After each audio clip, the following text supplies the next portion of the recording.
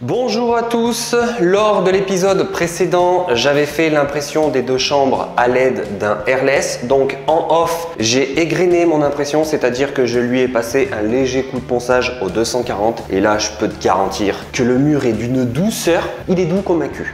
Enfin, ça dépend le cul de qui. Et j'ai également repris tous les petits défauts. Quand je parle de défauts, c'est des petites bulles d'air dans l'enduit, surtout au niveau des queuilles. Quand tu ratisses, tu sais, parfois ça te fait des bulles d'air. Donc, petite noisette d'enduit, un coup de ponçage. Et donc là, mes murs sont prêts à peindre. Sauf que je ne vais pas peindre les murs maintenant. En fait, je vais d'abord poser mon sol, c'est-à-dire un parquet stratifié. La plupart des gens peignent d'abord leurs murs et après seulement viennent poser leur sol. Moi, je vais faire l'inverse parce que dans cette pièce, je vais coller des plinthes en MDF, donc des plinthes prêtes à peindre. Et ces plinthes-là vont être peintes de la même couleur que les murs. Et donc, je préfère d'abord poser mon sol, coller mes plinthes, faire ma finition sur mes plinthes avec un joint acrylique, tu sais, au niveau des angles sortants et au niveau des angles rentrants, pour pas qu'on voit d'écart. Et après, seulement peindre mes murs. Avant de mettre la sous-couche et de commencer à poser mon parquet, il faut que je m'occupe de la finition en dessous de la menuiserie. T'imagines bien que je vais pas laisser ça comme ça. Donc pour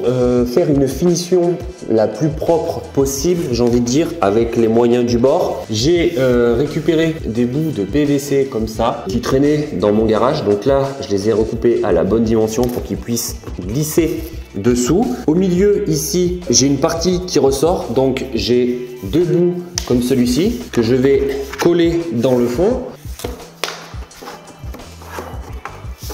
Et après, je vais en coller un deuxième sur les premiers,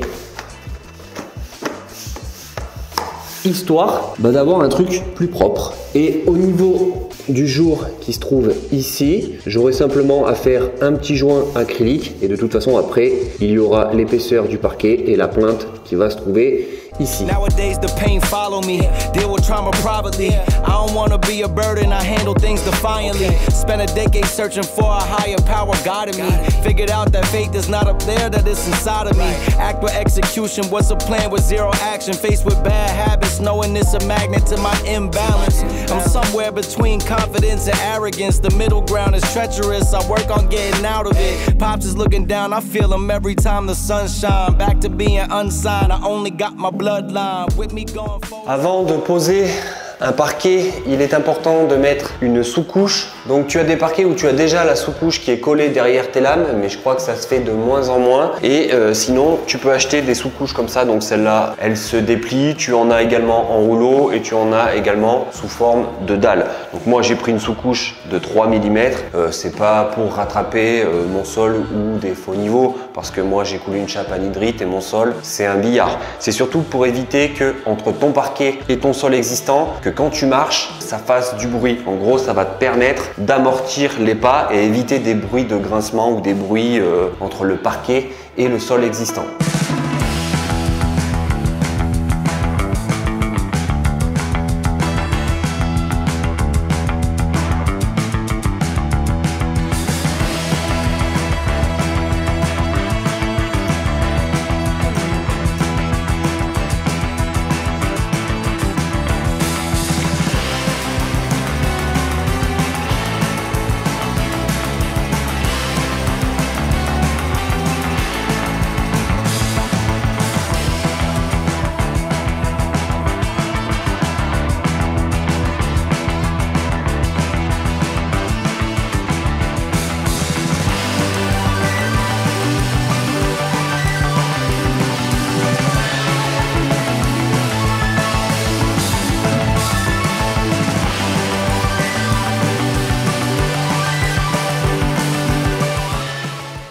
Ici, je n'ai pas mis de sous-couche parce qu'on se trouve à l'intérieur du futur placard et à cet endroit-là, il va y avoir une estrade. En gros, je vais faire tout l'intérieur du placard sur mesure en MDF et je sais pas si tu as vu, mais j'ai des scotch tout le tour de la pièce ici avec des traits de repères avec différentes cotes. Sur ce mur-là, celui-ci et celui-là, ils vont être peints en noir et je vais mettre des tasseaux de partout. Il a fallu que je fasse mon calpinage pour pouvoir mettre ces tasseaux parce que là, tu vois, j'ai une fenêtre, une autre fenêtre. Là, je vais avoir un placard et j'ai la porte ici. Donc, il a fallu tricher par endroits. C'est pour ça que j'ai été obligé de tout tracer. Et au niveau de ce placard, je vais faire 2 portes sur mesure en MDF également. Et pour vraiment fondre ces portes dans le mur en tasseau, je vais faire une estrade en bas pour pouvoir y mettre la plainte comme sur les autres murs et vraiment donner l'illusion qu'il n'y ait pas de porte de placard. Donc j'aurais très bien pu commencer par faire mon placard avant de poser mon parquet, mais malheureusement je n'ai pas le MDF pour attaquer cette partie. C'est pour ça que je commence par le parquet. Et donc là, vu que mon départ je vais le faire ici et que je vais avancer comme ça jusqu'à la baie vitrée, je vais être obligé de mettre un arrêt ici pour avancer avec mon parquet et pour pas qu'il ne bouge.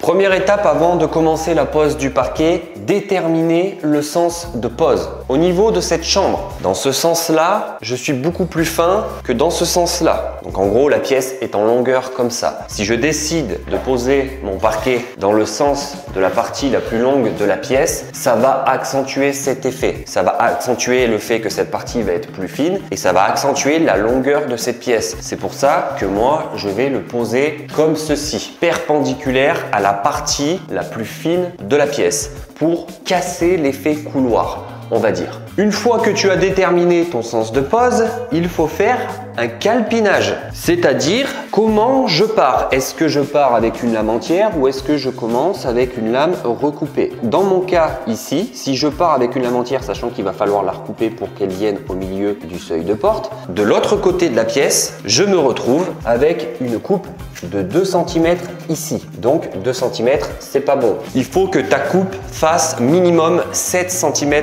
de large en théorie. Moi, pour tomber bon des deux côtés, il faut que je débute avec une lame de 7 cm au niveau de mon mur et 10 cm au niveau de mon seuil. Ce qui fait que de l'autre côté, je vais me retrouver avec une coupe de 7 cm au niveau de mon doublage et là, il me restera une chute à mettre de 7 cm. Si je décale un peu plus, c'est-à-dire en laissant une lame plus longue de l'autre côté, et ben là en fait après j'arrive avec une lame entière et si jamais ta pièce est pas vraiment droite, bon là normalement c'est droit, hein, c'est moi qui ai fait le placo, mais admettons tu fais ça dans une rénovation où t'as pas touché au mur, si tu arrives ici avec une lame entière, c'est-à-dire que t'as pas besoin de la recouper, tu tombes pile poil. Si ton mur ouvre légèrement comme ça, et ben ça se trouve tu auras plus de 5 mm de jour entre ton parquet et ton mur et ta plainte ne couvrira pas ce jour. Donc c'est pour ça que il est important de bien faire son calpinage pour regarder comment partir avec sa lame et comment on arrive de l'autre côté de la pièce pour pas se retrouver avec soit un jour ou soit une petite coupe merdique de 2 cm.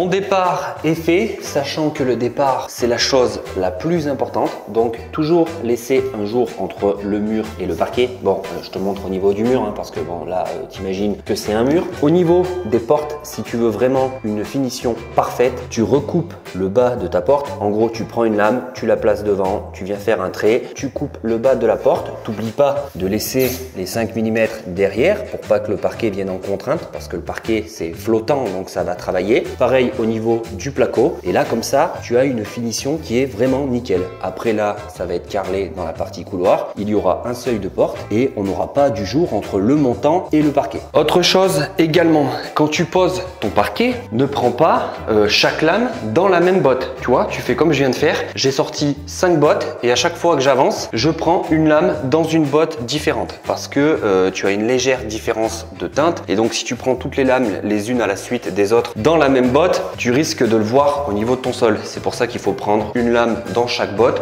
Comme ça, en gros, ça les mélange et ça homogénéise le sol.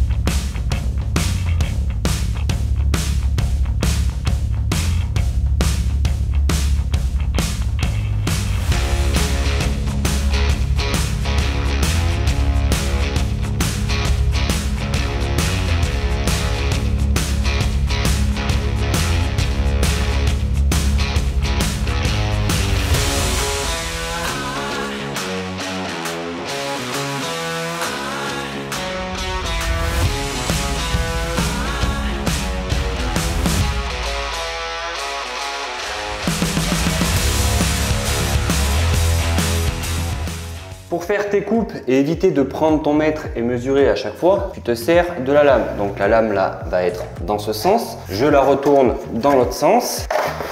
Je la place. Je mets ma cale. Je me sers de la première pour faire mon trait. Je prends mon équerre. Et il n'y a plus qu'à couper.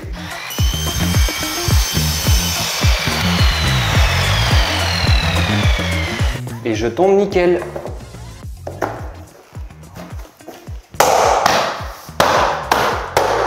Et je ne sais pas si tu as fait attention depuis le début de la pose de ce parquet, mais logiquement, quand tu poses un parquet flottant, admettons tu pars de ta première rangée, arrivé à l'autre bout, forcément ta lame, tu dois la recouper, comme je viens de faire à l'instant, et tu es censé repartir avec la chute pour la prochaine rangée. Et ben moi, je procède pas comme ça. La chute que j'ai sur ma première rangée, je la pose à ma troisième rangée. En gros, je décale ma chute d'une rangée à chaque fois parce que sinon, ça te fait un escalier, on va dire, quand tu poses ton parquet. Si j'avais procédé logiquement, là, j'ai un joint, j'aurais eu un joint ici, j'aurais eu un joint ici et comme ça tout le long. Et en gros, ça fait des escaliers. Et moi, personnellement, je trouve pas ça très esthétique. Donc forcément, en décalant ma chute à chaque fois d'une rangée, j'ai un peu plus de chute. Mais je trouve que c'est beaucoup plus esthétique. Tu vois là, quand je regarde, bon, toi, tu vas pas voir, tu verras une fois que ce sera terminé. Mais j'ai pas cet effet escalier. Et je trouve ça beaucoup plus beau.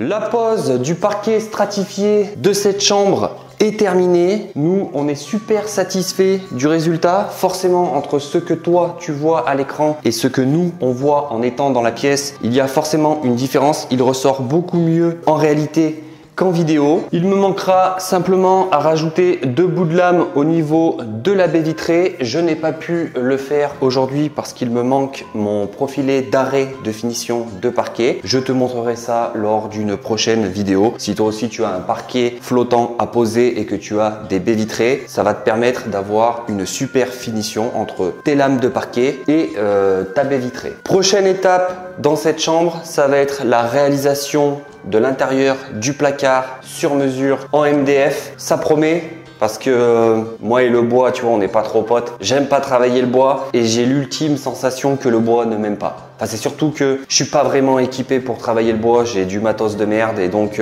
avec du matos de merde, c'est compliqué de faire du bon boulot. Mais je vais essayer de faire du mieux que je peux et je vais surtout essayer de faire un truc assez sympa. Merci à tous d'avoir regardé cette vidéo. Je vous rappelle que c'est les dernières heures pour commander la nouvelle collection Apprentice numérotée. Ce soir, 23h59, ce sera terminé. Tu pourras toujours encore commander la nouvelle collection, mais les vêtements ne seront plus numérotés. Je vous dis à très bientôt. Ciao!